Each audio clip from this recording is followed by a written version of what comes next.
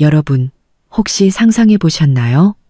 내 약혼 파티에서 약혼자가 마이크를 잡고 나에게 청혼하는 대신 수많은 사람들 앞에서 공개적으로 파혼을 선언하는 장면을요.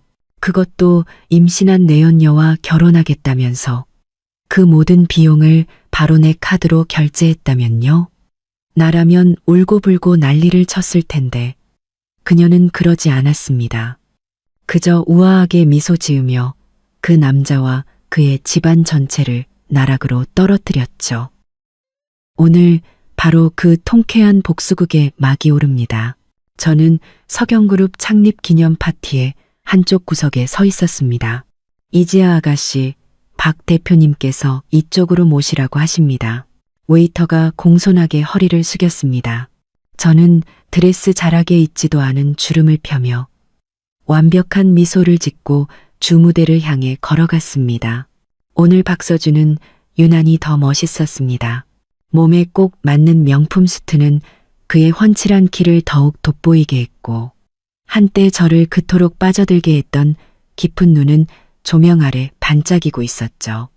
지아야, 이리 와. 그가 저를 향해 손을 내밀었습니다. 목소리는 더없이 다정했죠. 제가 막 계단을 오르려던 순간 그의 등 뒤에서 익숙한 얼굴이 나타났습니다.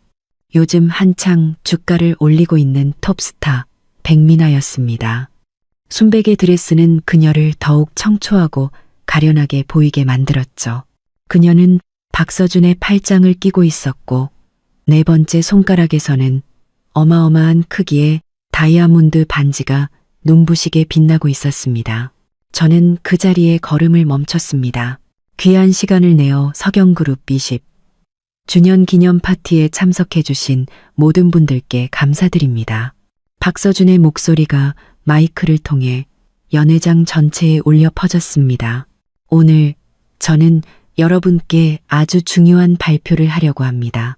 그의 시선이 제게 닿았지만 그 눈빛에는 예전의 사랑스러움 대신 제가 한 번도 본 적 없는 차가운 냉기가 서려 있었습니다. 저와 이지아 씨의 약혼은 오늘부로 공식적으로 파기되었음을 알립니다. 연회장은 순간 물을 끼얹은 듯 조용해졌습니다. 수백 개의 시선이 날카로운 칼날처럼 제게 날아와 밝혔습니다. 귀가 웅웅거리고 마치 누군가 제 머리를 망치로 세게 내리친 것 같았습니다. 백미나는 수줍은 듯 박서준의 품에 기댔습니다. 다른 한 손으로는 살짝 부른 자신의 배를 감싸 안았죠. 미나와 저는 이미 반년 넘게 만나왔습니다. 그리고 그녀는 제 아이를 임신한 지 3개월이 되었고요. 박서준의 목소리엔 조금의 망설임도 없이 오직 자랑스러움만이 가득했습니다. 남자로서 저는 제 여자와 아이를 책임져야 합니다. 손톱이 손바닥을 깊게 파고들었지만 아무런 고통도 느껴지지 않았습니다. 반년 전이라니 그때는 우리 어머니가 위독하셔서 병원에 입원해 계실 때였습니다. 그때 박서준은 항상 회사가 바쁘다며 밤늦게 들어오거나 외박이 잦았죠. 와, 박 대표님 정말 의리 있네요. 그럼 저 이지아 씨는 어떡하고요? 누군가의 수군거림이 들려왔습니다. 박서준은 경멸 어린 미소를 지었습니다. 어떤 사람들은 그저 석영가의 권력과 재산만 보고 접근할 뿐이죠. 지난 2년간 제가 그녀에게 사준 선물들이 얼마인지 아십니까? 하나하나가 다 엄청난 고가품들이었습니다. 지난주에 선물한 다이아몬드 목걸이만 해도 5억 원짜리였죠. 그 목걸이, 분명 제 생일 선물이라고 그가 억지로 사준 것이었는데 입을 열려 했지만 아무 소리도 나오지 않았습니다. 서준 씨는 저한테 정말 잘해줘요. 백미나의 달콤한 목소리가 들려왔습니다. 지난주에는 서준 씨 블랙카드로 해운 팰리스에 있는 펜트하우스를 사줬어요. 우리 아기 선물이라면서요. 그녀는 보란듯이 저를 쳐다보며 말했습니다. 아, 맞다. 그 카드가 아마 이지아 씨 명의로 된 카드였죠? 네, 블랙카드. 아버지가 저에게 주신 가족 카드였습니다. 한도가 100억 원에 달하는 석영그룹의 자금 운용을 돕기 위해 만들어준 카드였죠. 연회장 곳곳에서 웅성거리는 소리가 들려왔습니다. 저는 그들의 잔인한 말들을 똑똑히 들을 수 있었습니다. 임성그룹은 이미 오래전에 기울었다던데 석영가에 빌부터 살았나 보네. 그렇게 고고한 척하더니 결국 돈 때문이었어. 정말 불쌍하다. 사람들 앞에서 저렇게 대놓고 파혼당하다니. 저는 그 자리에 못 박힌 듯 서 있었습니다. 온몸에 피가 차갑게 식는 것 같았죠. 2년간의 사랑이 결국 한 편의 코미디에 불과했다니.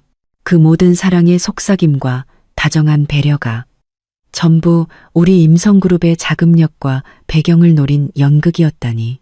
박서준은 승리자의 오만한 눈빛으로 저를 내려다보며 말했습니다. 이재하 씨, 체면은 지켜주시죠. 미나는 지금 임신 중이라 안정이 필요합니다. 저는 깊게 숨을 들이마시고 꼿꼿하게 허리를 폈습니다. 그리고 핸드백 속에서 조용히 휴대폰을 꺼내 저 역겨운 두 남녀의 얼굴을 찍어 아버지께 바로 전송했습니다. 아빠, 석영가가 톡톡히 대가를 치르게 할 거예요. 박서준 씨, 제 목소리는 놀랍도록 차분했습니다. 행복하세요. 제가 몸을 돌리는 순간 백미나의 가식적인 비명이 들려왔습니다. 어머, 저 여자 왜 저렇게 아무렇지 않지? 설마 다른 남자가 있었나? 저는 뒤돌아보지 않았습니다. 한 걸음, 한 걸음 연회장 문을 향해 걸어갔습니다. 발걸음을 뗄 때마다 칼날 위를 걷는 것 같았지만 쓰러질 수는 없었습니다. 이곳에서 무너질 수는 없었죠. 등 뒤에서는 박서준의 의기양양한 목소리가 들려왔습니다. 여러분, 다음 달에 있을 저와 미나의 결혼식에도 꼭 참석하시어 자리를 빛내주시길 바랍니다. 호텔을 빠져나오자 차가운 밤바람이 불타는 제 뺨을 식혀주었습니다. 김 기사님이 허둥지둥 달려왔습니다. 아가씨, 어서 타십시오. 차에 오르자마자 저는 소리 없이 눈물을 흘렸습니다. 하지만 이건 슬픔의 눈물이 아니었습니다. 분노의 불꽃이었죠.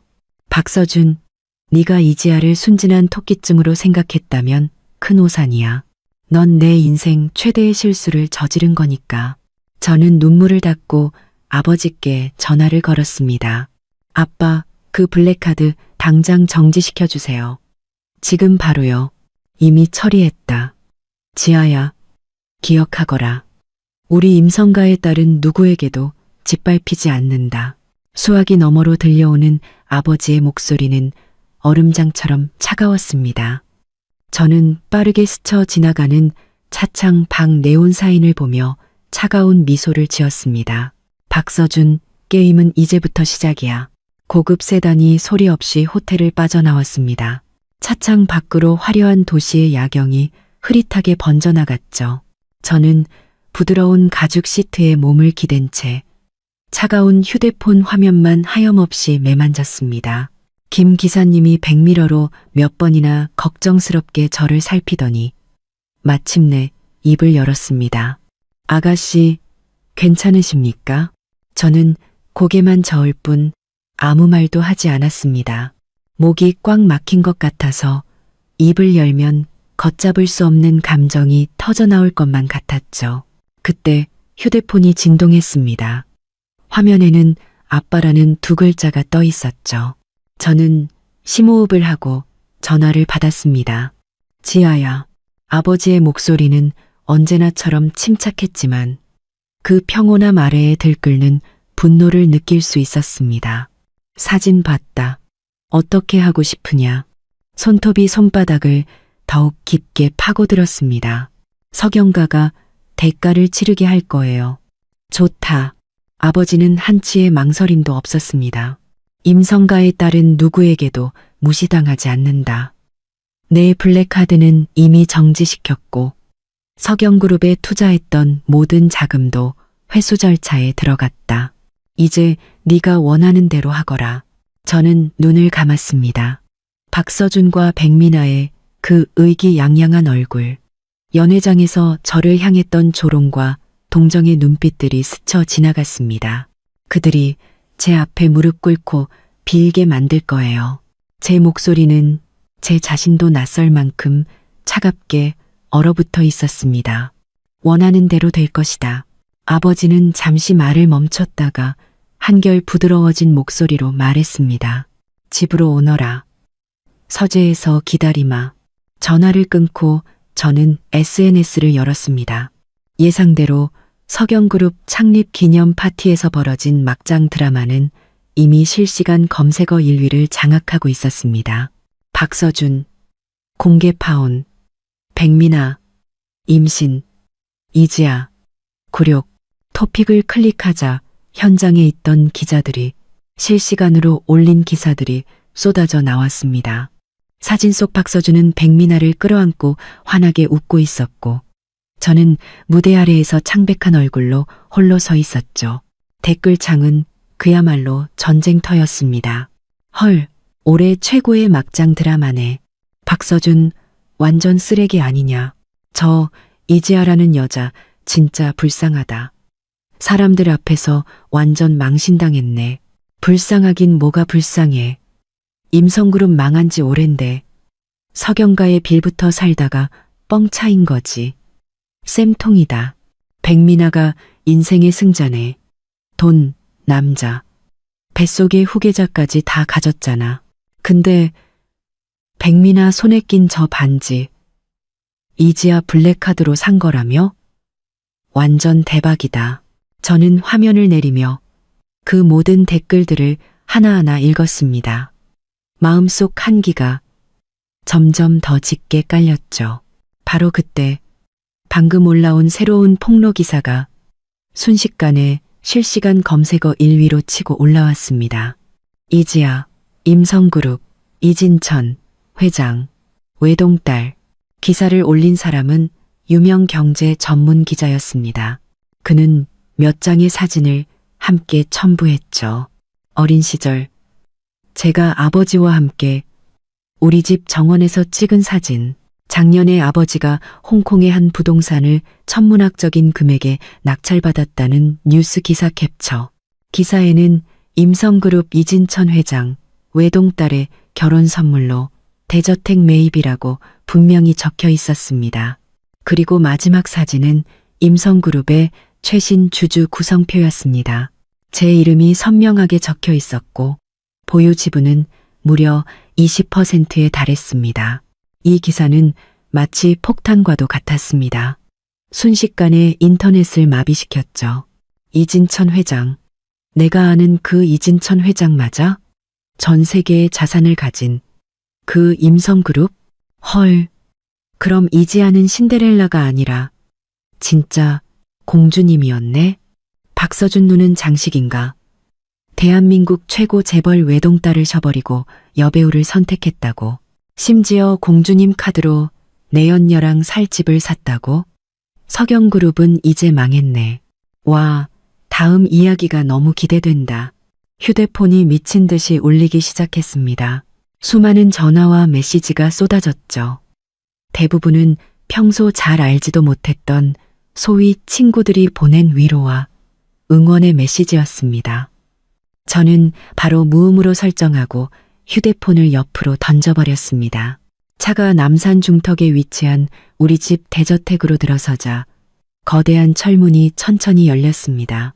정원사와 집사, 고용인들이 길 양옆에 도열해 있었죠. 그들의 얼굴에는 걱정과 분노가 서려 있었습니다. 김 집사님이 차문을 열어주며 안타까운 눈빛으로 저를 바라봤습니다. 아가씨, 회장님께서 서재에서 기다리고 계십니다.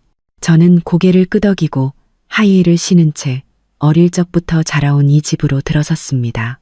한 걸음 내디딜 때마다 연회장에서 겪었던 치욕과 조롱이 더욱 선명하게 떠올랐지만 그럴수록 제 결심은 더욱 굳건해졌습니다. 서재문은 살짝 열려 있었습니다. 문을 열고 들어가자 아버지가 창가에 등을 보인 채 서서 서류를 보고 계셨습니다. 아빠, 제가 나지막이 부르자 아버지가 돌아섰습니다. 50이 넘은 나이에도 아버지는 여전히 늠름하고 위엄이 넘쳤습니다. 하지만 지금 저를 바라보는 아버지의 눈에는 오직 딸을 향한 안타까움과 분노만이 가득했습니다. 아버지는 제게 다가와 저를 꼭 안아주셨습니다. 우리 딸 마음고생이 심했구나. 그저 평범한 한마디였지만 그동안 억지로 버텨왔던 제 강인함이 순식간에 무너져 내렸습니다. 눈물이 걷잡을 수 없이 터져 나와 아버지의 비싼 수트를 적셨습니다. 그 사람이 제 돈으로 다른 여자를 수많은 사람들 앞에서 저는 흐느끼며 횡설수설했습니다. 제가 석영가의 돈과 권력만 봤다고 했어요. 아버지는 제 등을 토닥이며 낮고 차가운 목소리로 말했습니다. 석영가 그놈이 사람 볼 줄 모르는구나. 아들을 그따위로 키운 박명원도 대가를 치러야지. 아버지는 저를 소파에 앉히고 손에 들고 있던 서류를 건넸습니다. 이것 보거라. 그것은 자산동결 통지서와 투자 철회 성명서였습니다. 석영그룹의 핵심 프로젝트를 겨냥한 것이었죠. 서명 날짜는 불과 30분 전이었습니다. 석영그룹의 그 신재생 에너지 사업 자금의 70%는 우리 임성그룹에서 나온 거다. 아버지는 마치 오늘 날씨가 좋다는 듯 아무렇지 않게 말했습니다. 이제 자금줄이 끊겼으니 내일 주식시장이 열리면 아주 볼만할 게다. 마음속에 통쾌함이 차올랐지만 한편으로는 걱정이 되었습니다. 아빠, 그렇게 하면 우리 그룹에도 영향이 있지 않을까요? 아버지는 자신감 넘치는 미소를 지었습니다. 재벌 총수 특유의 모든 것을 장악한 자의 미소였죠. 임성그룹의 뿌리를 흔들 정도는 아니다. 하지만 석영가의 뼈를 깎는 고통을 안겨주기엔 충분하지. 그리고 이건 시작에 불과하단다. 바로 그때 김 집사님이 노크를 하고 들어왔습니다. 표정이 어딘가 미묘했죠. 회장님, 아가씨, 석영그룹의 박명원 회장님과 사모님께서 찾아오셨습니다. 지금 대문 밖에서 아가씨를 꼭 뵙고 싶다고 하십니다. 저와 아버지는 눈을 마주쳤습니다. 정말 빠르군. 들어오시라고 해라. 아버지는 담담하게 말했습니다. 지아야, 만나보겠느냐? 저는 눈물을 닦고 얼음장처럼 차가운 눈으로 대답했습니다. 네, 만나야죠. 왜 안 만나겠어요? 그렇게 잘나고 고고하시던 석영가 분들이 지금은 어떤 얼굴을 하고 계실지 궁금하네요. 5분 후 서재문이 다시 열리고 박명원 회장과 그의 아내 주미란 여사가 초조한 얼굴로 들어왔습니다. 예전에 그 고고하고 기품 있던 모습은 온데간데 없었죠. 지아야, 얘야. 주미란 여사는 들어오자마자 제 손을 잡으려 했지만 저는 몸을 피했습니다. 그녀의 얼굴에 잠시 당혹감이 스쳤지만 이내 걱정과 미안함이 가득한 표정으로 말했습니다. 오늘 밤 일은 우리도 다 들었단다. 다 서준이 그 녀석이 잘못한 거야. 우리가 아주 호되게 야단쳤어. 그러니 너무 마음에 담아두지 말거라. 박명원 회장도 거들었습니다. 그래, 지아야. 서준이가 잠시 정신이 나가서 그 어린 여배우한테 홀렸나 보다. 우리 석영가는 너 하나만 며느리로 생각한단다. 저는 그들의 가식적인 모습에 헛웃음이 나왔습니다. 예전에 주미란 여사는 은근히 우리 집안이 석영가에 비해 격이 떨어진다며 제가 분에 넘치는 결혼을 하는 거라고 비꼬곤 했었죠. 박명원 회장 역시 여러 번 공개석상에서 석영가와 임성가의 결혼은 임성가의 큰 행운이라고 말했었고요.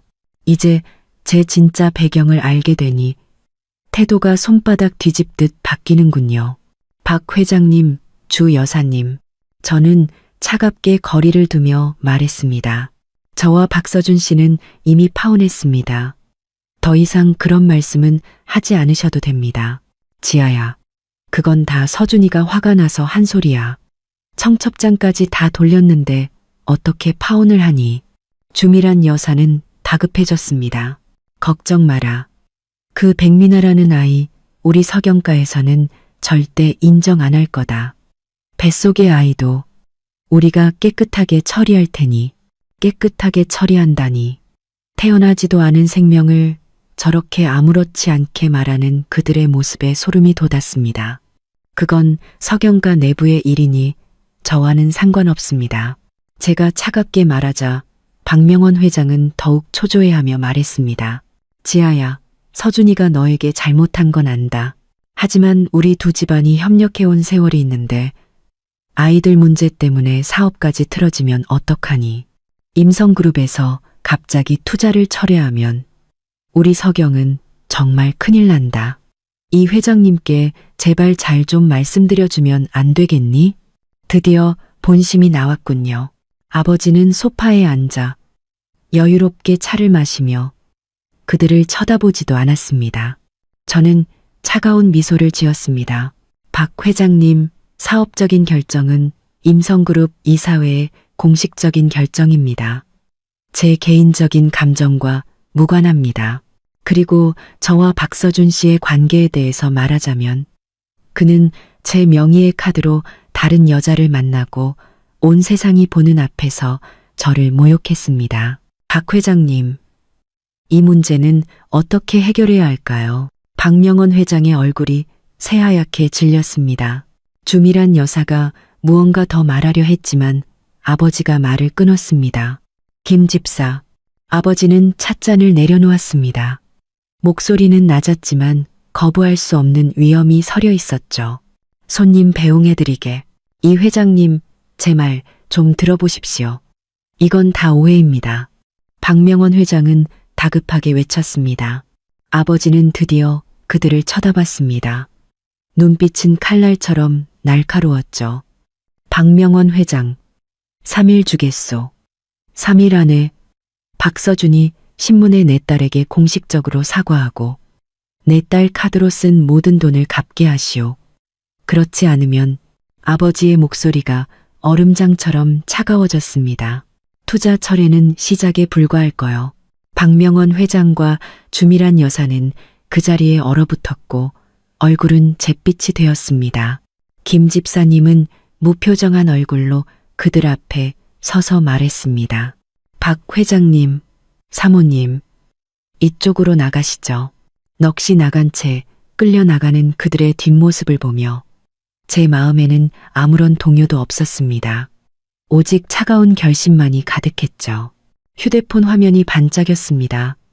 새로운 속보 알림이었습니다. 긴급 속보, 석영그룹, 대규모 투자 철회 위기, 미국 증시 개장 전 주가 30% 폭락, 시장에서는 임성그룹의 투자 철회와 관련된 것으로 추정. 창밖 너머, 저 멀리 도시의 중심부에서 석영이라는 거대한 제국이 무너져 내리는 굉음이 들리는 듯했습니다. 그리고 저는 알았죠. 이건 이제 겨우 시작에 불과하다는 것을. 박서준, 백민아, 너희가 내게 빚진 것들 이제부터 하나하나 원금의 이자까지 쳐서 갚게 해줄게. 박명원 회장과 주미란 여사는 거의 비틀거리다시피 임성가 대저택에서 쫓겨났습니다. 묵직한 조각문이 두 사람 뒤로 소리 없이 닫히며 그들이 지키려 했던 마지막 체면과 함께 한때 그토록 오르려 했던 세계와의 연결을 완전히 차단해버렸죠.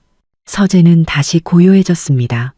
오직 고풍스러운 괴종시계의 초침 소리만이 작게 울렸습니다.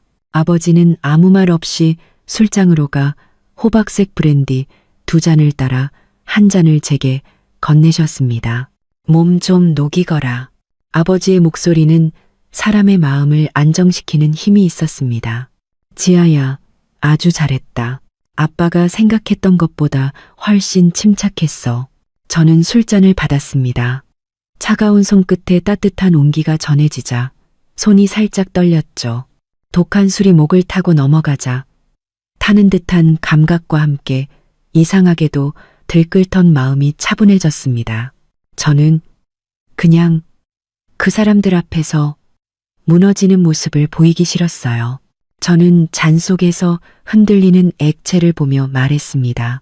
박서준이 그의 배신이 저를 무너뜨렸다는 걸 알게 하고 싶지 않았어요. 무너져? 아버지는 낮게 웃었습니다. 그 웃음소리에는 재벌 총수다운 냉철함이 묻어 있었죠. 너는 누구 앞에서든 무너질 필요가 없다. 오히려 네가 그들을 무너뜨릴 수 있지. 잊지 마라. 너는 임성가의 딸이다. 네 뒤에 누가 있는지 항상 기억하거라. 아버지는 책상으로 가 인터폰을 눌렀습니다. 김 집사, 최 변호사랑 조사팀 사람들 30분 뒤에 소회의실로 오라고 하게. 지시를 마친 아버지는 다시 저를 바라봤습니다. 오늘 밤은 여기서 자거라. 아무데도 가지 말고. 기자들이 피냄새를 맡은 상어떼처럼 몰려들 테니 네가 살던 오피스텔은 안전하지 않아. 저는 고개를 끄덕였습니다. 지금 저에게는 상처를 치유하고 전열을 가다듬을 수 있는 어릴 적부터 자라온 이 절대적인 안전 공간이 필요했죠. 아빠, 저는 고개를 들었습니다. 제 눈에는 저 자신도 몰랐던 도끼가 서려 있었습니다. 단순히 투자금을 회수하고 카드를 정지하는 걸로는 부족해요. 모든 걸 알아야겠어요. 박서준과 백민아가 언제부터 시작됐는지, 그가 제 돈으로 정확히 무슨 짓을 했는지, 그리고 석영그룹 내부는 정말 그렇게 깨끗한지. 아버지의 눈에 만족스러운 빛이 스쳤습니다. 그래야 내 딸답지. 걱정 마라. 이미 사람을 붙여 조사하고 있다. 우리 임성그룹이 거느리고 있는 사람들이 단순히 회계장부나 들여다보는 변호사나 분석가들 뿐이겠느냐. 아버지는 잠시 말을 멈추고는 목소리를 낮춰 말했습니다. 하지만 지금 너에게 필요한 건 휴식이다. 따뜻한 물로 목욕하고 푹 자거라. 내일 아침이면 첫 번째 보고서를 받아볼 수 있을 게다. 아버지의 단호하고 자신감 넘치는 태도에 제 마음은 완전히 평온을 되찾았습니다. 저는 박서준과 함께 살던 우리의 신혼집이 될 뻔했던 그 오피스텔 대신 임성가 대저택에 있는 제 방으로 돌아왔습니다. 모든 가구와 장식은 제가 결혼 전 쓰던 그대로였죠. 마치 지난 2년의 시간이 존재하지 않았던 것처럼 화려한 드레스를 벗고 아로마 오일을 푼 욕조에 몸을 담갔습니다. 따뜻한 물이 차가운 몸을 감쌌지만 연회장의 그 끔찍한 순간들이 악몽처럼 다시 떠올랐습니다. 박서준의 냉정한 눈빛, 백민아의 가식적인 자랑, 그리고 수많은 사람들의 동정과 조롱 섞인 시선들. 심장이 다시 곤두박질 치는 것 같았습니다. 숨막히는 고통이 온몸을 덮쳤죠. 저는 숨을 깊게 들이마시고 물속으로 완전히 잠수했습니다. 폐 속의 공기가 다 떨어질 때쯤 거칠게 숨을 몰아쉬며 물 밖으로 나왔습니다. 더 이상 이렇게 약해져선 안 돼. 지금 필요한 건 슬픔이 아니라 분노야. 목욕을 마치고 부드러운 목욕 가운을 걸친 채 화장대 앞에 앉았습니다. 휴대폰에는 수백 개의 외두 메시지와 수십 통의 부재중 전화가 쌓여 있었습니다. 대충 훑어보니 진심으로 저를 걱정하는 몇몇 친구들을 제외하고는 대부분 가식적인 위로와 호기심 어린 질문들 뿐이었습니다. 저는 정말 저를 걱정해주는 몇몇에게만 괜찮아, 걱정 마, 고마워라고 짧게 답장하고는 모든 SNS 알림을 꺼버렸습니다. 세상이 조용해졌지만 인터넷의 폭풍은 이제 막 시작됐다는 것을 알고 있었죠. 경제 뉴스 앱을 켜자 헤드라인은 온통 임성그룹의 투자 철회와 석영그룹의 주가 폭락에 대한 기사로 도배되어 있었습니다.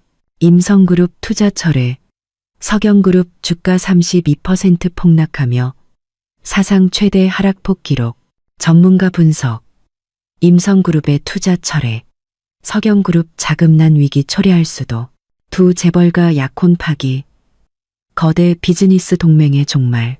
기사와 함께 실린 사진은 작년 신재생 에너지 사업 기공식에서 의기양양하게 연설하던 박서준의 모습이었습니다.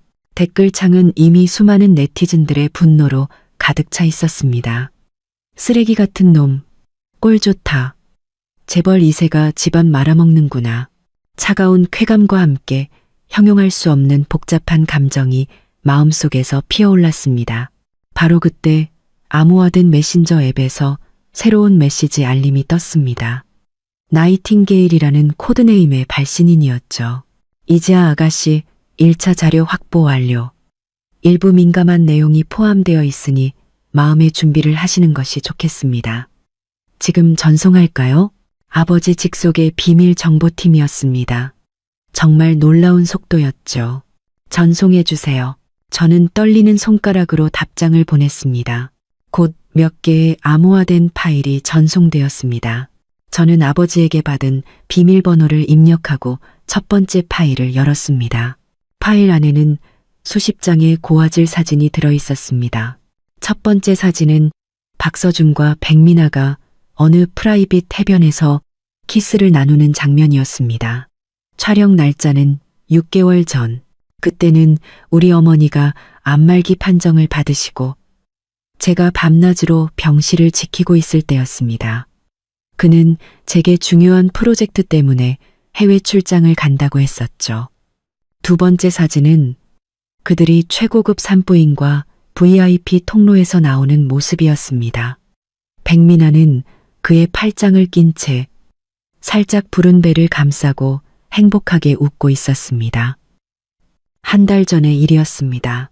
세 번째, 네 번째 사진은 그들이 명품 매장과 고급 레스토랑, 심지어는 최고급 빌라를 보러 다니는 모습이었습니다. 여러 번 박서준의 손에는 제 이름 이니셜이 새겨진 블랙카드가 들려 있었습니다. 숨이 가빠지고 속이 울렁거렸습니다. 하지만 저를 정말 온몸의 피가 얼어붙게 만든 것은 마지막 몇 장의 사진이었습니다. 한 장은 박서준과 백민아가 어머니가 입원해 계시던 병원 건물 아래 정원 구석에서 서로를 꼭 껴안고 키스하는 사진이었습니다. 사진 한쪽 구석에는 창문을 통해 어머니 병상을 지키고 있는 제 옆모습이 흐릿하게 보였습니다. 그리고 또 다른 한 장은 바로 어제 오후 창립기념 파티가 시작되기 불과 몇 시간 전 박서준과 백민아가 우리의 신혼집이 될 뻔했던 그 오피스텔 침실에서 서로 뒤엉켜 있는 사진이었습니다. 그 침구 세트는 제가 직접 고른 것이었습니다. 영원한 사랑을 의미하는 자수가 새겨진 그 자수가 지금은 가장 잔인한 조롱처럼 느껴졌습니다. 우액. 저는 더 이상 참지 못하고 화장실로 달려가 헛구역질을 했습니다. 배신감이라는 것이 이토록 구체적이고 날카롭게 느껴진 적은 없었습니다. 마치 독을 바른 얼음 송곳이 심장을 꿰뚫고 천천히 휘젓는 것 같았죠. 눈물이 걷잡을 수 없이 흘러내렸습니다. 슬퍼서가 아니었습니다. 극도의 분노와 역겨움 때문이었죠. 저는 차가운 물로 몇 번이고 얼굴을 씻었습니다. 거울 속에는 창백한 얼굴에 핏발선 눈으로 분노에 불타는 제 모습이 비쳤습니다. 이지야, 정신 차려. 저런 쓰레기 때문에 눈물 한 방울이라도 흘리는 건 네 자신에 대한 모욕이야. 방으로 돌아온 저는 떨리는 손으로 두 번째 파일을 열었습니다. 오디오 파일이었습니다. 박서준, 백민아 대화 녹음. 장소, 해운 팰리스 펜트하우스. 녹음 시간, 어젯밤. 저는 재생 버튼을 눌렀습니다. 서준 오빠, 정말 내일 파티에서 그렇게 말할 거예요? 지아 언니, 너무 충격받지 않을까요? 백민아의 가냘픈 목소리가 들려왔습니다. 충격? 걔가 뭐라고? 그냥 몰락한 집안 출신이면서 나한테 빌부터 사는 불쌍한 애일 뿐이야. 지난 2년간 우리 석영가가 도와주지 않았으면 임성그룹은 벌써 망했어. 주제 파악 좀 해야지. 박서준의 차가운 비웃음이 들려왔습니다. 그래도 그 블랙카드는 언니 거잖아요. 걔 거라고? 우리 석영가가 없었으면 걔가 무슨 돈이 있었겠어. 마음 껐어. 지난 2년간 내 시간을 뺏은 보상이라고 생각해. 내일이면 다 끝이야. 걔는 쫓아내고 널 우리 집안에 정식으로 들일 거야. 석영가도 임성가도 다 우리 것이 될 거고. 서준 오빠, 정말 멋져요. 아, 맞다. 해운 팰리스 펜트하우스, 정말 마음에 들어요. 당연히 내 이름으로 해야지. 집 한 채가 대수야? 내가 임성그룹이 투자한 프로젝트들을 다 넘겨받으면 그 정도 돈은 껌값이지. 녹음은 두 사람의 역겨운 애정 행각 소리와 함께 끝났습니다. 저는 의자에 앉은 채 온몸이 차갑게 식어가는 것을 느꼈습니다. 쫓아낸다고? 임성그룹의 프로젝트를 넘겨받는다고? 그는 단순히 저를 모욕하려던 것이 아니었습니다. 처음부터 결혼을 빌미로 우리 임성그룹의 자산을 빼돌릴 계획이었던 겁니다. 정말 대단하구나, 박서준. 정말 대단한 나의 다정한 약혼자. 저는 떨리는 손으로 마지막 파일을 열었습니다. 몇 개의 재무서류 스캔본과 함께 깔끔하게 정리된 목록이 있었습니다. 지난 반년 동안 박서준이 제 카드로 결제한 모든 내역이었죠.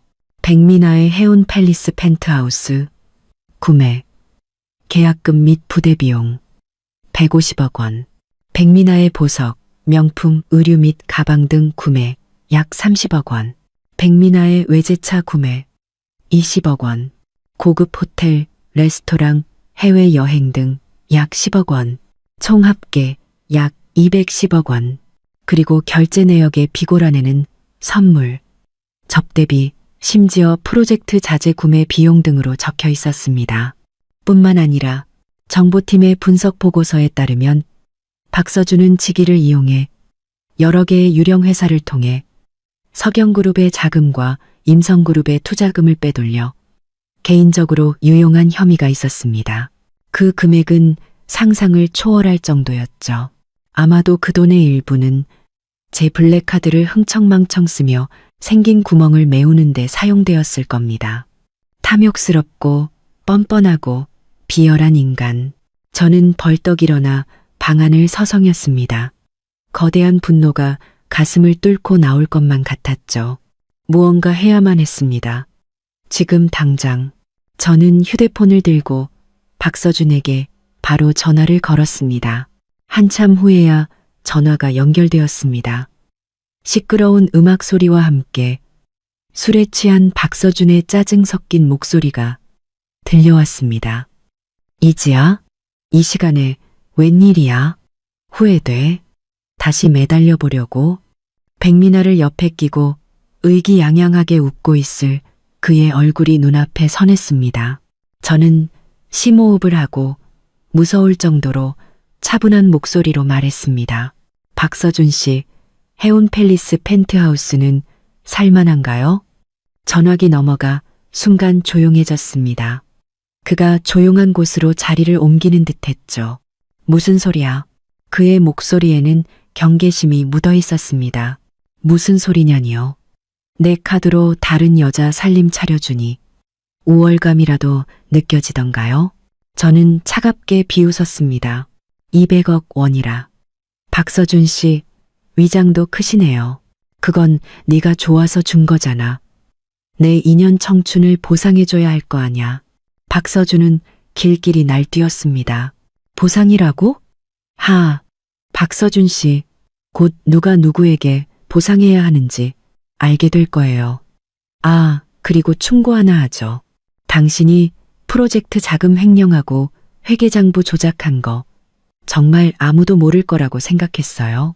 전화기 너머에서는 거친 숨소리만 들려왔습니다. 너 지금 무슨 헛소리를 하는 거야? 그의 목소리는 분명히 떨리고 있었습니다. 헛소리인지 아닌지는 곧 알게 될 거예요. 맞다. 백미나 씨에게도 안부 전해주세요. 그 임신 진단서, 포토샵 실력은 꽤 좋던데 아쉽게도 가짜는 가짜더라고요. 이지야, 네가 감히 나를 뒷조사해. 저는 그가 더 이상 소리 지를 기회를 주지 않고 전화를 끊어버렸습니다. 통화를 끝내자마자 저는 그 녹음 파일의 핵심 부분과 카드 사용 내역 일부를 캡처해서 금융감독원에 비리 신고, 센터 익명 제보 메일로 전송했습니다.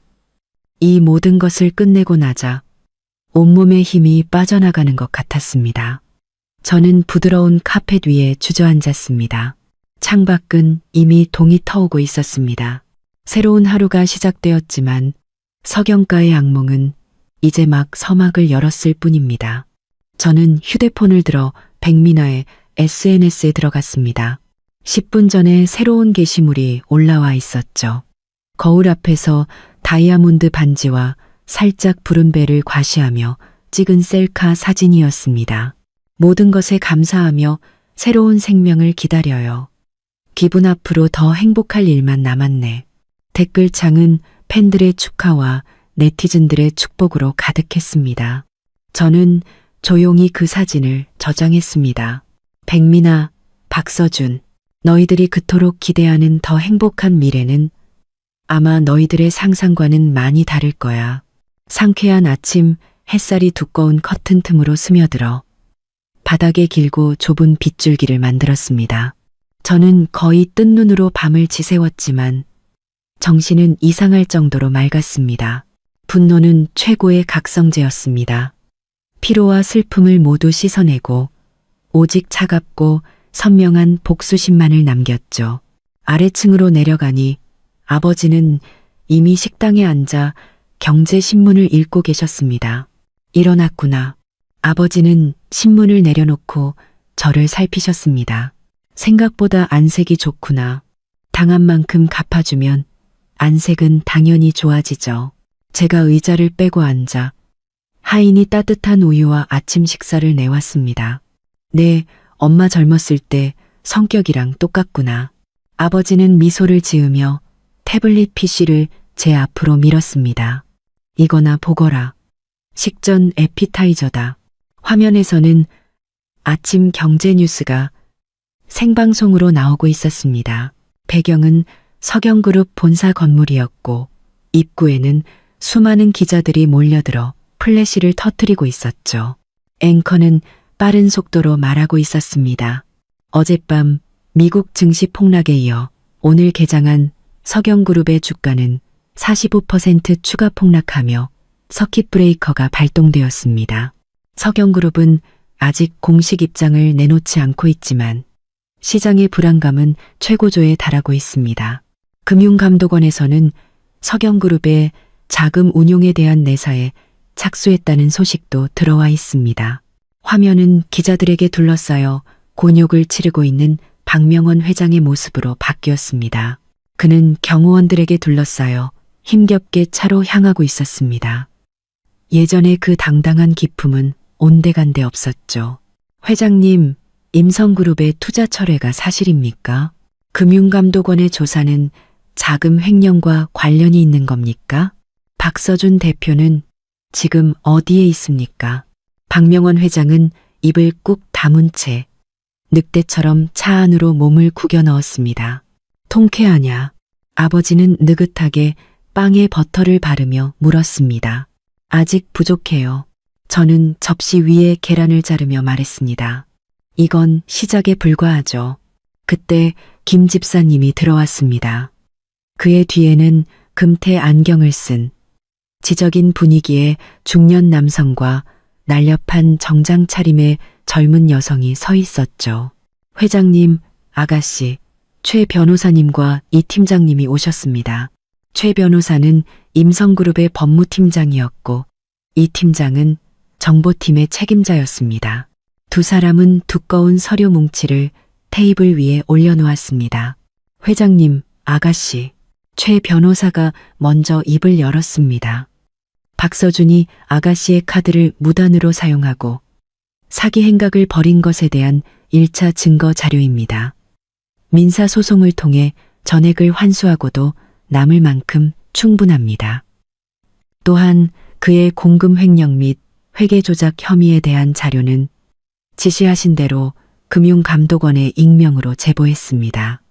보시다시피 신속하게 조치가 이루어진 것 같습니다. 이어서 이 팀장이 보고했습니다. 그녀의 목소리는 감정이 없었지만 거부할 수 없는 힘이 실려 있었죠. 저희가 확보한 CCTV 및 차량 블랙박스 영상에 따르면 박서준과 백민아의 관계는 최소 7개월 이상 지속된 것으로 확인되었습니다. 특히 아가씨께서 어머님 병간호를 하시는 동안 박서준은 출장을 핑계로 수차례 백미나와 밀회를 즐겼습니다. 여기 관련 시간대와 장소 목록입니다.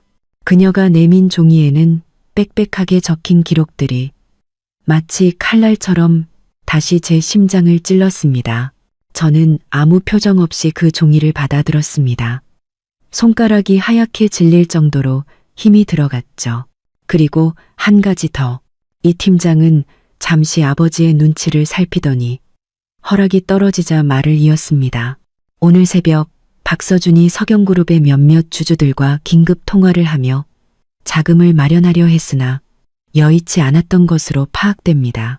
또한 백미나에게 수차례 연락을 시도했으나 받지 않은 것으로 확인되었습니다. 연락이 안 된다고요? 제가 눈썹을 치켜 올리자 그녀가 대답했습니다. 백미나 씨는 어젯밤 파티가 끝난 직후 한 개인 요양병원에 입원했습니다. 대외적으로는 임신 초기라 안정이 필요하다고 했지만 이 팀장은 다른 사진 한 장을 내밀었습니다. 실제로는 긴급하게 몸을 만들기 위해 들어간 것으로 추정됩니다. 사진 속 백미나는 선글라스와 모자로 얼굴을 가린 채 한 고급 개인 병원으로 황급히 들어서고 있었습니다. 그 병원은 성형외과와 산부인과로 가장 유명한 곳이었죠. 저는 순간 모든 것을 깨달았습니다. 가짜, 임신, 혹은 지금이라도 진짜로 만들려는 속셈. 계속 감시하게 아버지는 담담하게 지시했습니다. 필요하다면 우리 백미나 양이 대중의 관심을 받을 수 있도록 좀 도와주고. 알겠습니다. 회장님, 지아야, 오늘 계획은 뭐냐? 아버지는 저를 바라봤습니다. 집에 있을 거냐? 아니면 저는 나이프와 포크를 내려놓고 냅킨으로 입가를 닦았습니다. 오후에 헤어랑 메이크업 예약했어요. 아버지와 최 변호사, 이 팀장 모두 의외라는 듯 저를 쳐다봤습니다. 오늘 오후 저는 차갑게 미소 지었습니다. 고성그룹에서 주최하는 자선 파티가 있잖아요. 우리 임성가에도 초대장이 왔고요. 고성그룹은 임성, 서경과 함께 대한민국 경제를 이끄는 3대 재벌가 중 하나였습니다. 특히 최근에는 가장 무서운 성장세를 보이고 있었죠. 그리고 고성그룹의 현재 총수는 몇 년 전 해외에서 돌아와 무섭게 회사를 장악한 젊은 CEO 고기현이었습니다. 그는 제 어린 시절 소꿉친구이기도 했죠. 아버지의 눈에 만족스러운 빛이 스쳤습니다. 그래, 잘 생각했다. 나가서 보여줘야지. 임성가의 딸이 그렇게 쉽게 무너지지 않는다는 걸. 그렇게 아버지는 최 변호사를 향해 말했습니다. 아가씨가 타실 차와 경호원들 최고 수준으로 준비해 최대한 화려하게. 알겠습니다. 오후 5시 저는 임성가 전용 스타일링 룸에 앉아 있었습니다. 최고의 전문가들이 제 주위를 둘러싸고 분주하게 움직였죠. 모든 준비가 끝나고 거울 앞에 섰을 때 저는 제 자신의 모습에 잠시 할 말을 잃었습니다. 강렬한 붉은색의 발렌티노 드레스는 제 하얀 피부를 더욱 돋보이게 했고 날카롭게 올라간 아이라인과 새빨간 입술은 범접할 수 없는 아우라를 풍겼습니다. 목에는 박서준이 사줬던 그 목걸이 대신 작년에 아버지가 크리스티 경매에서 낙찰받아 선물해 주신 앤티크 다이아몬드 목걸이가 눈부시게 빛나고 있었습니다. 아가씨, 정말 아름다우십니다. 오늘 밤 파티의 주인공은 단연 아가씨이실 겁니다. 스타일리스트가 진심으로 감탄했습니다. 저는 입꼬리를 살짝 올렸습니다. 주인공이 되어야죠. 호텔 입구에 차가 멈추자 밖은 이미 플래시 세례로 가득했습니다. 제가 참석할 거라는 소식을 듣고 기자들이 몰려든 것이었죠. 차가운 밤 공기를 가르며 저는 10cm 높이의 지미추 힐을 신고 우아하게 차에서 내렸습니다. 그 순간 터지는 플래시와 함께 수많은 질문들이 쏟아졌습니다. 이지아 씨, 박서준 씨의 배신에 대해 한 말씀 해주시죠. 임성그룹의 투자 철회는 석영그룹과의 완전한 결별을 의미하는 겁니까? 오늘 이렇게 화려하게 차려입고 오신 이유가 있으신가요? 저는 미소를 띤 채 그 어떤 질문에도 대답하지 않고 붉은 카펫 위를 걸었습니다. 수많은 시선들이 느껴졌지만 그 무엇도 더 이상 저를 흔들 수 없었습니다. 연회장에 들어서자 다시 한번 모든 사람들의 시선이 제게 집중되었습니다. 저는 그 모든 시선을 무시하고 오늘 파티의 주최자인 고기현에게로 향했습니다. 그는 다른 사람들과 이야기를 나누고 있었죠.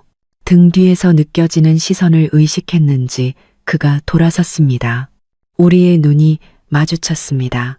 고기현의 눈에 순간 놀라움과 감탄이 스쳤다가 이내 복잡하고 깊은 감정으로 바뀌었습니다. 그는 대화를 마무리하고 제게로 걸어왔습니다. 지아야. 기억 속의 목소리보다 훨씬 낮고 성숙한 남자의 목소리였습니다. 기현 오빠. 저는 우아하게 미소 지으며 손을 내밀었습니다. 자선 파티 개최를 축하해. 그는 제 손을 부드럽지만 단단하게 잡았습니다. 그의 시선은 제 얼굴에 머물며 걱정과 안타까움을 담고 있었죠.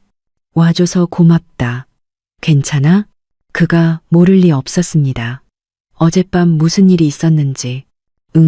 괜찮아. 이렇게 좋을 수가 없어. 제 미소는 흠잡을 데 없이 완벽했습니다. 고기현의 깊은 눈에 무언가 빛이 스쳤습니다. 그는 더 이상 묻지 않고 제 허리를 부드럽게 감싸며 연회장 중심으로 이끌었습니다. 같이 종걷자. 그의 행동은 이 자리에 있는 모든 사람들에게 강력한 메시지를 전달했습니다. 임성가의 이지아 뒤에는 고성그룹이 있다. 우리가 나란히 걷는 모습은 모든 기자들의 카메라와 사람들의 시선을 사로잡았습니다. 세상에 이지아랑 고기현이 언제부터 저렇게 친했지. 이거 정말 재미있어지네. 석영가는 이제 정말 끝장났네. 저게 진짜 급이 맞는 만남이지. 수많은 수군거림 속에서 저는 한때 석영가와 친하게 지냈던 사람들의 흔들리는 눈빛을 보았습니다. 바로 그때 누군가 비틀거리며 제게 돌진해 왔습니다. 주미란 여사였습니다. 그녀는 머리가 헝클어지고 화장도 번진 채 완전히 귀부인의 품위를 잃은 모습이었죠. 지아야, 내 딸. 제발 이러면 안 돼. 서준이가 다 잘못했다고 했어. 그 여우 같은 년한테 홀려서 그런 거라고. 제발. 이 회장님께 말씀드려서 석영가 좀 살려줘. 이대로 가면 우리 석영은 정말 망해. 그녀의 절규는 연회장에 있던 모든 사람들의 이목을 집중시켰습니다. 저는 차갑게 팔을 뿌리쳤고 고기현이 제 앞을 막아서며 그녀를 막았습니다. 주 여사님, 공공장소입니다. 채통을 지키시죠. 석영가의 운명은 석영가 사람들이 스스로 책임져야 할 일입니다. 저와는 무관하고요. 어떻게 무관해? 다 너 때문에. 뭐 때문에요? 저는 그녀의 말을 끊고 주변 사람들이 모두 들을 수 있도록 목소리를 높였습니다. 당신 아들이 제 돈으로 다른 여자를 만나고 우리 어머니가 아파 누워 계실 때 바람을 피우고 심지어는 거액의 회사 자금을 횡령해서 지금 조사를 받고 있는 것까지 전부 제가 시키기라도 했나요? 제가 한마디 할 때마다 주미란 여사의 얼굴은 하얗게 질려갔고 주변 사람들은 경악을 금치 못했습니다. 그녀는 아무 대답도 하지 못하고 넋이 나간 채 그 자리에 주저앉을 듯 비틀거렸습니다. 주 여사님께서 몸이 안 좋으신 것 같군요. 여봐라, 여사님을 휴게실로 모셔라. 고기현의 차가운 말에 직원들이 다가와 그녀를 부축해 연회장 밖으로 데리고 나갔습니다. 이 소동으로 오늘 밤 파티의 분위기는 최고조에 달했죠. 저는 고기현에게 미안한 미소를 지었습니다. 미안해, 기현 오빠. 괜히 소란을 피워서. 괜찮아. 그는 깊은 눈으로 저를 바라보며 우리 둘만 들릴 정도로 낮게 속삭였습니다. 아주 잘했어. 생각했던 것보다 훨씬 강하구나. 그의 목소리에는 진심 어린 감탄과 희미한 안타까움이 섞여 있었습니다. 잠시 화장실에 들렀을 때 칸막이 너머로 두 여자의 수군거림이 들려왔습니다. 정말 세상일 모른다. 어제는 그렇게 망신을 당하더니 오늘은 고성그룹을 등에 업었네. 그러게 말이야. 박서준이 정말 사람 볼 줄 몰랐던 거지. 근데 이지아도 보통 내기는 아닌 것 같아. 저렇게 아무렇지 않은 걸 보면 어머, 이것 좀 봐. 백미나 실시간 검색어 1위야. 저는 화장을 고치던 손을 멈췄습니다. 밖에서 한 여자가 휴대폰으로 동영상을 재생하는 소리가 들려왔죠. 긴급 속보. 톱스타 백미나 가짜 임신으로 재벌가 입성 시도 의혹. 최근 행사 사진 속배는 전혀 나오지 않은 상태로 3개월 임산부라고 보기엔 무리가 있다는 지적. 현재 한 개인 병원에 잠적한 상태로 알려져 저는 아무 표정 없이 립스틱을 가방에 넣고 화장실을 나섰습니다. 연회장으로 돌아오니 분위기는 더욱 미묘해져 있었습니다. 많은 사람들이 휴대폰을 보며 수근거리고 있었죠. 고기현이 샴페인 잔을 들고 제게 다가왔습니다. 봤어? 응, 일처리 빠르네. 오빠 아버지 솜씨야? 그게 중요해. 저는 샴페인을 한 모금 마시며 차가운 미소를 지었습니다. 진실은 언젠가 밝혀지는 법이잖아. 파티가 끝날 무렵 고기현이 무대에 올라 연설을 시작했습니다. 그리고 연설 마지막에 그는 갑자기 저를 바라보며 말했습니다. 마지막으로 이 자리를 빌려 저의 한 친구에게 존경과 지지를 표하고 싶습니다. 저는 그녀의 재능과 강인함을 존경하며 그녀가 정의와 진실을 추구하는 그 길을 지지합니다. 저희 고성그룹은 앞으로 그녀와 같이 정직하고 사회적 책임을 다하는 기업과 함께 나아갈 것입니다. 그의 시선은 정확히 저를 향해 있었습니다. 그 순간부터 이 사교계에서 저를 더 이상 석영가에 버림받은 불쌍한 여자로 보는 사람은 없었습니다. 저는 임성그룹의 후계자이자 고성그룹 총수의 공개적인 지지를 받는 이지아였으니까요. 파티가 끝나고 고기현이 직접 저를 차까지 배웅해 줬습니다. 앞으로 어떻게 할 생각이야? 내 것을 되찾아야지. 그리고 대가를 치러야 할 사람들에게 반드시 대가를 치르게 할 거야. 도움이 필요하면 언제든 말해. 고마워. 차가 호텔을 떠나고 저는 시트에 몸을 기댔습니다. 피로가 몰려왔지만 마음속에는 활활 타오르는 불꽃이 있었죠. 휴대폰이 진동했습니다. 모르는 번호로 온 문자 메시지였습니다. 지아야, 나 서준이야. 우리 얘기 좀 하자. 제발. 저는 그 문자를 보며 잠시 생각하다가 짧게 답장했습니다. 좋아. 시간과 장소는 내가 정하지. 그리고 그 번호를 바로 차단해버렸습니다. 박서준, 게임은 이제부터 시작이야. 그리고 우리의 대화는 네가 상상하는 그런 모습이 아닐 거야. 문자 메시지를 보낸 후 저는 마치 더러운 것을 만진 듯 휴대폰을 옆 좌석으로 던져버렸습니다. 차는 조용히 임성가 대저택으로 향하고 있었죠. 창밖의 네온사인은 도시의 차가운 윤곽을 그리고 있었습니다. 아가씨, 바로 댁으로 모실까요? 앞 좌석의 경호원이 물었습니다. 저는 눈을 감고 미간을 짚었습니다. 파티에서의 긴장감과 억지로 유지했던 평온함이 이제야 한꺼번에 피로감으로 몰려왔습니다. 하지만 머릿속은 이상할 정도로 맑았죠. 고기현의 깊은 눈빛, 주밀한 여사의 절규, 그리고 백미나의 가짜 임신에 대한 수군거림이 계속해서 맴돌았습니다. 이 모든 것들이 거대한 거미줄처럼 얽혀 있고 그 뒤에는 상상도 못할 비밀이 숨겨져 있을 것만 같았습니다. 그때 휴대폰이 다시 진동했습니다. 아버지의 메시지였죠. 돌아왔느냐? 서재로 오너라. 저는 심호흡을 하고 경호원에게 말했습니다. 그룹 본사로 가주세요. 아버지가 이 시간에 회사에 계신다는 건 아주 중요한 일이 생겼다는 뜻이었죠. 30분 후, 저는 임성그룹 본사 최상층, 도시의 야경이 한눈에 내려다 보이는 회장실에 들어섰습니다. 아버지는 창가에 등을 보인 채 낡아 보이는 서류 한 장을 들고 계셨습니다. 아빠, 아버지가 돌아섰습니다.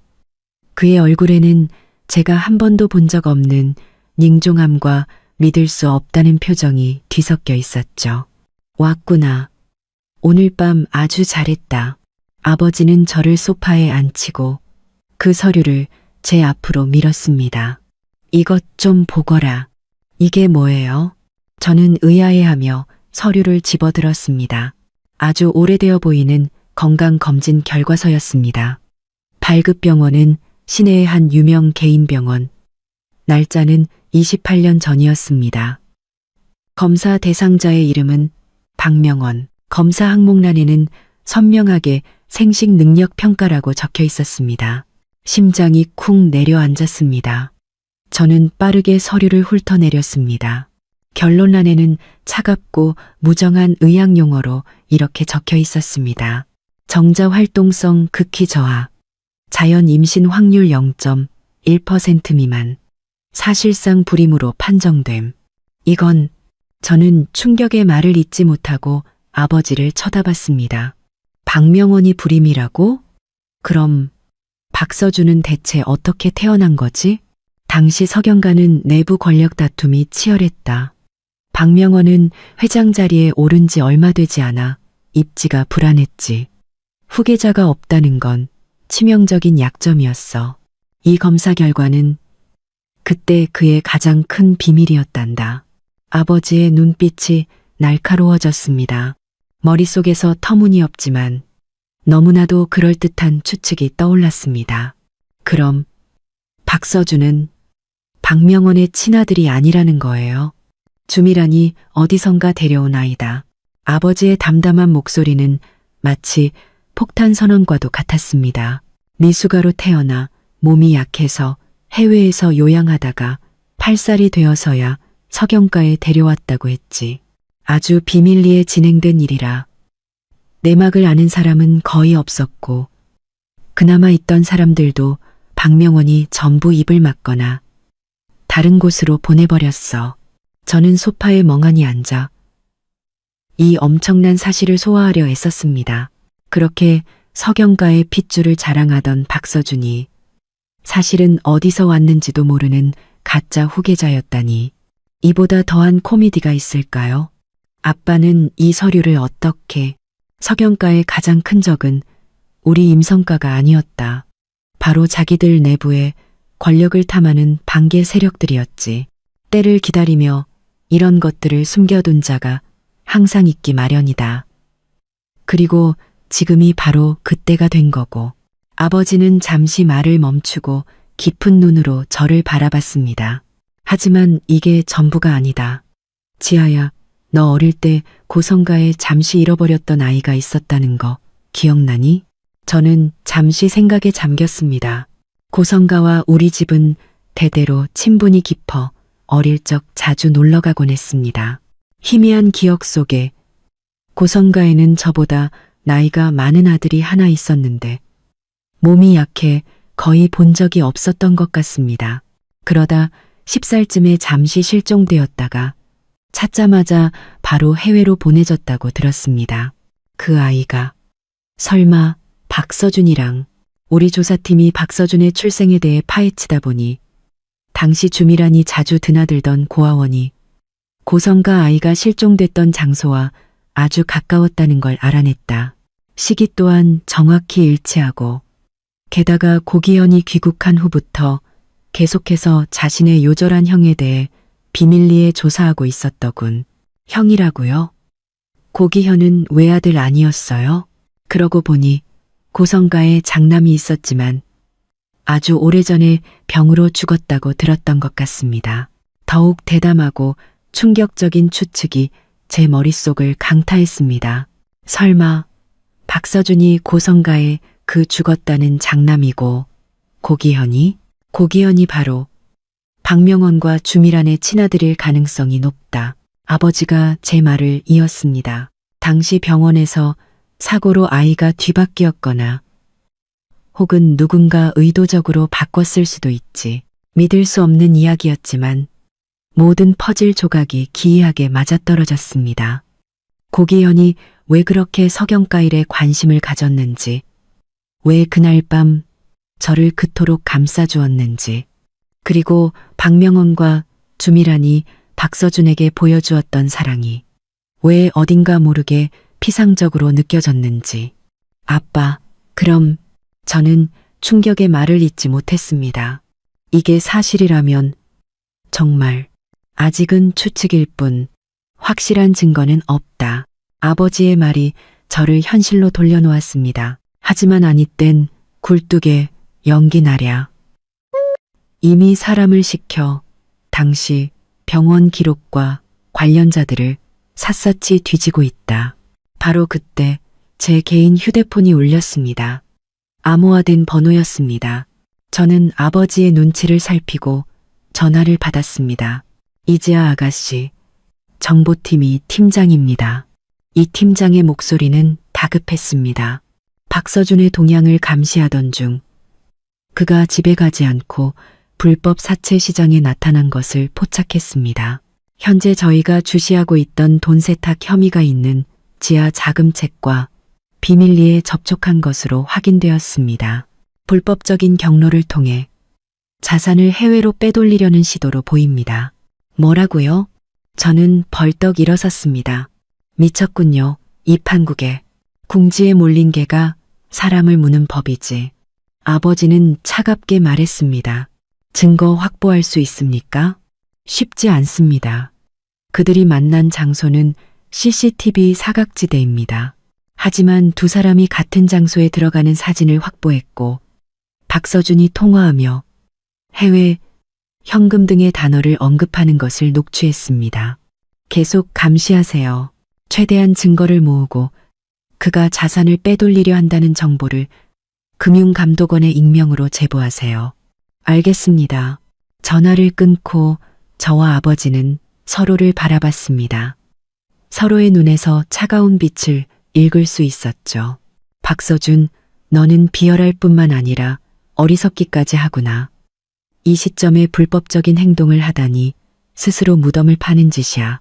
아빠, 증거가 확보되면 이 모든 비밀을 제 손으로 직접 밝히고 싶어요. 저는 창밖을 내다보며 말했습니다. 박서준이 그토록 자랑스러워하던 석영가 후계자라는 자리가 사실은 한낱 코미디에 불과했다는 걸 알았을 때, 그가 지키려 했던 고귀한 핏줄이라는 것이 아무 가치도 없다는 걸 깨달았을 때, 그의 얼굴이 어떻게 변할지 제 눈으로 직접 보고 싶어요. 물론이지. 아버지는 담담하게 대답했습니다. 그 순간 회장실 문이 열리고 고기현이 들어섰습니다. 그의 손에도 서류 봉투가 들려 있었죠. 그는 저와 아버지를 번갈아 보더니 낮고 단호한 목소리로 말했습니다. 이모부, 지아야, 제 형을 찾은 것 같습니다. 고기현의 말은 잔잔한 호수에 던져진 거대한 돌멩이처럼 저와 아버지의 마음에 큰 파문을 일으켰습니다. 사무실은 잠시 숨막히는 정적에 휩싸였죠. 아버지가 먼저 침묵을 깼습니다. 앉아서 얘기하게. 고기현은 제 옆 소파에 앉으며 그 복잡한 눈빛으로 저를 바라봤습니다. 그 눈빛에는 걱정과 미안함, 그리고 알 수 없는 감정들이 뒤섞여 있었습니다. 그는 두꺼운 서류 봉투를 테이블 위에 올려놓았습니다. 기현 오빠, 방금 형을 찾았다고? 제 목소리가 떨려 나왔습니다. 지난 몇 년간 계속 조사해왔어. 난 형이 정말 죽었다고 믿지 않았거든. 고기현은 서류 봉투에서 낡은 사진 한 장을 꺼내 제 앞에 놓았습니다. 사진 속에는 아기 침대에 나란히 누워있는 똑같이 생긴 두 신생아가 있었습니다. 이건 내 형, 고기찬과 나야. 우리는 일란성 쌍둥이였어. 쌍둥이라고요? 저는 또 한 번 충격에 휩싸였습니다. 고성가에 쌍둥이 아들이 있었다는 건 처음 듣는 이야기였습니다. 어릴 때 형은 나보다 몸이 훨씬 약했어. 심한 폐렴을 앓은 후에 가족들은 형을 석영가가 투자한 한 개인 요양병원에 보냈지. 하지만 얼마 뒤 형이 죽었다는 연락을 받았고 시신은 바로 화장됐어. 마지막 모습조차 보지 못했지. 그는 다른 서류 몇 장을 더 꺼냈습니다. 이건 최근에 찾아낸 당시 병원의 유전자 검사 결과 사본이야. 샘플 A는 내가 보관하고 있던 형의 전니, 샘플 B는 고기현은 고개를 들어 칼날 같은 눈빛으로 말했습니다. 박서준이 프라이빗 클럽에서 떨어뜨린 머리카락이야. 결과는 일치. 모든 추측이 사실로 확인되는 순간 저는 현기증을 느끼며 소파 팔걸이를 붙잡았습니다. 박서준이 정말 고성가의 죽은 장남이자 고기현의 친형이었던 겁니다. 그리고 고기현은 박명원과 주미란의 친아들이었던 거죠. 아버지가 드디어 입을 열었습니다. 어떻게 할 생각인가? 고기현은 잠시 눈을 감았다가 얼음장처럼 차가운 결의에 찬눈으로 말했습니다. 내 형의 인생을 되찾을 겁니다. 그리고 내 인생도요. 석영가가 우리 고성가에 내 형에게 빚진 것들 전부 갚게 할 겁니다. 그는 저를 바라보며 말했습니다. 지아야, 우리의 목표는 같아. 저는 그제야 깨달았습니다. 그가 왜 그토록 저를 감싸주었는지. 우리는 모두 석영가에 의해 인생을 송두리째 기만당한 피해자들이었던 겁니다. 내가 뭘 하면 될까? 3일 뒤 석영그룹 임시주주총회가 열려. 그곳이 모든 것을 끝낼 무대가 될 거야. 지난 3일간 석영그룹은 그야말로 풍전등화였습니다. 주가는 연일 폭락했고 금융감독원의 조사가 공식적으로 시작되면서 박명원 회장은 사면초가에 몰렸죠. 박서준은 불법 자금 세탁 혐의까지 추가되어 완전히 이성을 잃고 제게 협박과 애원이 뒤섞인 메시지를 미친 듯이 보내왔습니다. 저는 그 모든 것을 증거로 저장해 두었죠. 백민아는 가짜 임신 스캔들과 탈세 혐의로 이미 연예계에서 완전히 퇴출당했습니다. 그리고 마침내 주주총회 당일 아침, 저는 가장 단정하고 강인해 보이는 아르마니 수트를 입었습니다. 가서 보여주거라. 임성가의 딸이 어떤 사람인지. 아버지의 격려를 받으며 저는 석영그룹 본사로 향했습니다. 제가 회의실 문을 열고 들어서자 모든 시선이 제게 쏠렸습니다. 박명원 회장은 잿빛 얼굴로 앉아 있었고 박서준은 핏발선 눈으로 저를 노려보고 있었죠. 회의가 시작되고 박명원 회장이 회사를 살리기 위한 자구책을 발표했지만 주주들의 반응은 냉담했습니다. 바로 그때 회의실 문이 다시 열리고 고기현이 그의 변호인단과 함께 들어섰습니다. 그의 등장에 회의실은 술렁거렸습니다. 고기현은 박명원 회장을 무시하고 회의 테이블 가장 상석으로 걸어갔습니다. 소개하죠. 저는 고성그룹 대표 고기현이자 석영그룹의 익명 최대 채권자입니다. 그의 말에 회의실은 발칵 뒤집혔습니다. 그는 스크린에 석영그룹의 비밀 채무 계약서를 띄우고 채무 불이행을 근거로 석영그룹의 모든 자산을 인수하겠다고 선언했습니다. 이건 음모야. 아빠, 저놈이 우리 회사를 뺏으려고 해요. 박서준이 미친 듯이 소리쳤습니다. 음모라고? 고기현은 차갑게 웃으며 이번에는 박서준과 자신의 유전자 검사 결과를 스크린에 띄웠습니다. 28년 전 당신들 석영가는 후계자를 얻기 위해 병원에서 내 형을 훔쳐 당신들 아들로 키웠지. 그리고 당신들의 진짜 아들, 바로 나는 고성가에 버려졌고 그의 폭로에 회의실은 얼어붙었습니다. 박명원 회장은 숨을 헐떡였고 박서준은 거짓말이야 를 외치며 넋이 나간 듯 중얼거렸습니다. 저는 자리에서 일어나 고기현의 옆에 섰습니다. 박서준 씨, 아니 고기찬 씨, 당신은 다른 사람의 인생을 훔쳤을 뿐만 아니라 내 돈으로 당신의 내연녀를 먹여 살렸고 심지어는 불법으로 자금을 빼돌리려 했죠. 저는 박서준이 불법 자금책과 만나는 사진과 통화 기록을 스크린에 띄웠습니다. 당신 같은 사람이 대체 무슨 자격으로 석영가의 후계자 행세를 한 거죠? 이지야, 너 때문에. 다 너 때문이야. 죽여버릴 거야. 박서준이 제게 달려들었지만 경호원들에게 제압당해 바닥에 쓰러졌습니다. 고기현은 쓰러진 그를 경멸의 눈빛으로 쳐다보고는 주주들을 향해 선언했습니다. 석영그룹 최대 채권자이자 박명원 부부의 친아들로서 지금 즉시 박명원과 박서준의 모든 직위를 박탈하고 제가 석영그룹을 인수해 회생시키겠습니다. 아니면 이 자리에서 석영그룹을 역사 속으로 사라지게 만들 수도 있습니다. 선택의 여지는 없었습니다. 주주들은 만장일치로 고기현의 제안에 동의했고 그 순간 박명원 회장은 피를 토하며 쓰러졌습니다. 회의실은 아수라장이 되었고 저는 고기현과 함께 그곳을 빠져나왔습니다. 고마워, 지아야. 복도 끝에서 그가 저를 보며 말했습니다. 이제 어떻게 할 생각이야? 법의 심판을 받게 해야지. 그리고 내 형이 빼앗긴 모든 것을 되찾을 거야. 이름, 그리고 인생까지도. 그의 목소리에는 28년간 묵혀온 슬픔과 분노, 그리고 결의가 담겨 있었습니다. 석영그룹 주주총회에서 벌어진 충격적인 사건은 대한민국 전체를 뒤흔들었습니다. 모든 뉴스와 신문 일면은 한 편의 막장 드라마 같은 재벌가의 비밀과 한 제국의 몰락에 대한 이야기로 도배되었죠. 박명원 회장은 뇌졸중으로 쓰러져 병상에 누운 채 법의 심판을 기다리게 되었고 주미란 여사는 모든 혐의를 인정하고 정신과 치료를 받게 되었습니다. 한때 박서준이라 불렸던 남자 고기찬은 여러 범죄 혐의로 중형을 선고받고 교도소에 수감되었습니다.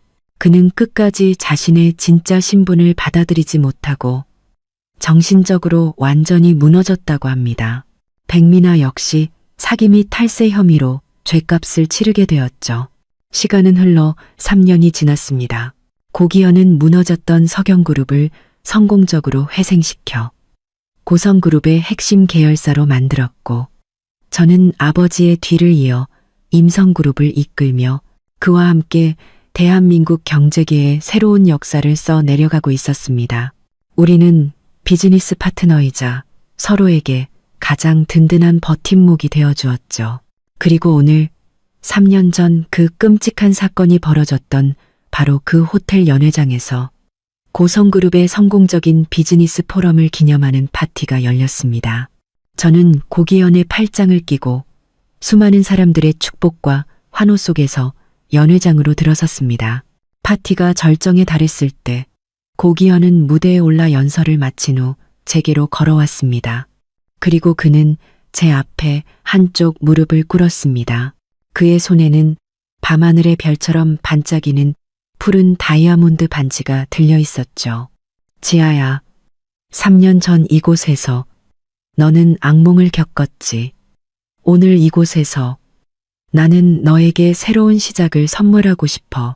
우리는 서로 가장 힘들었을 때를 지켜봤고 가장 강인해지는 순간을 함께했어. 이지야, 나와 결혼해 주겠니? 내 남은 평생을 너를 지키고 사랑하며 함께하고 싶어. 그의 진심 어린 고백에 저는 눈물을 글썽이며 고개를 끄덕였습니다. 응, 나도愿이. 그 순간 연회장은 떠나갈 듯한 박수와 환호성으로 가득 찼습니다.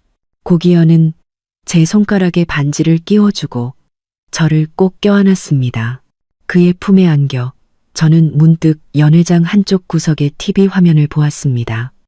국제뉴스 속보에 한 아시아계 노신사가 자선 활동에 대한 공로로 상을 받고 있었죠. 그의 이름은 제임스 리. 어머니의 오랜 친구였던 그는 평생을 선한 일에 헌신하며 존경받는 삶을 살고 있었습니다. 어머니, 보고 계세요? 어머니가 걱정했던 딸. 이제는 정말 행복해졌어요. 그러니 하늘에서는 부디 평안하세요. 고기현이 제 손을 잡고 우리는 함께 하객들을 향해 돌아섰습니다. 창밖으로는 도시의 화려한 야경이 별처럼 쏟아지고 있었습니다. 저는 알 수 있었습니다. 이지아와 고기현의 시대는 이제 막 진정으로 시작되었다는 것을.